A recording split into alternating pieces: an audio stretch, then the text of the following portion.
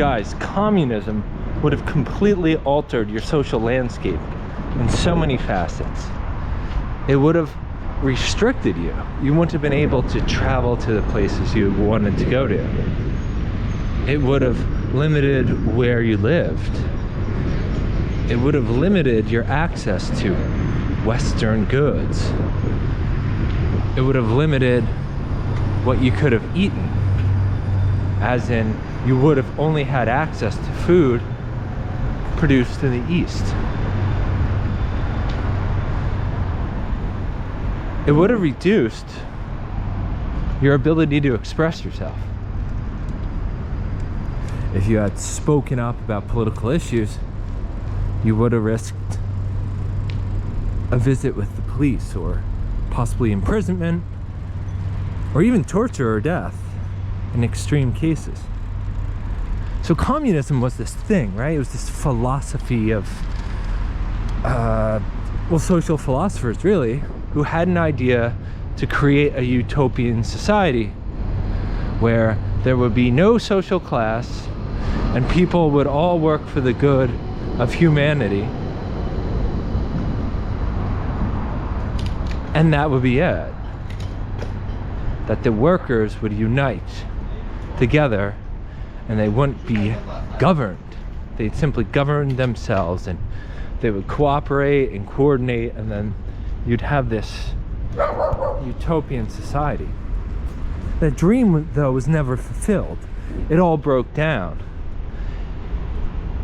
And what we now know later, as communism has essentially ended here in Poland, is that communism was all about control. It was a social control mechanism.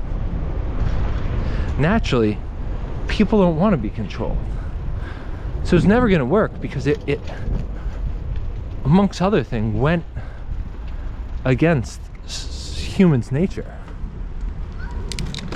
It was incredibly limiting. It limited people's social interactions. It limited the food they could access. It limited their movement. It limited their thought. It limited their spiritual, how do you say that? Limited their ability to connect spiritually at a level in which they would have preferred. So it was limiting in so many ways, in so many different facets of life. There was an upside though, and there's perhaps a few. It was reliable, it was predictable, and it limited options. Limited options doesn't sound like a good thing, but it can be. When your options are the same, when everyone has the same thing, you don't have to think about the other options.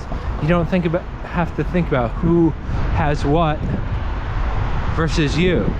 You're all under the same situation. So you don't have to make decisions. The Western world is all about options. It's all about increasing those options and having the ability to pick and choose. People living in the communist world didn't have to go through that process of stopping and thinking about what they want to do, or what clothes they want to buy, or what type of yogurt they want to get. Do they want low fat? Do they want high fat? Do they want strawberry with a little, God knows, blueberry, or just blueberry? They wouldn't have had to come through any of those choices. They simply didn't have them. It didn't exist. Pretty much on purpose.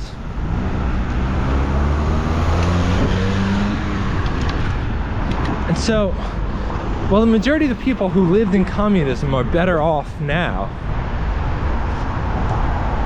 it's a much more complex and colorful world than it ever was before. And that's stressful. Being controlled is stressful, no doubt, but at least you know what you're getting.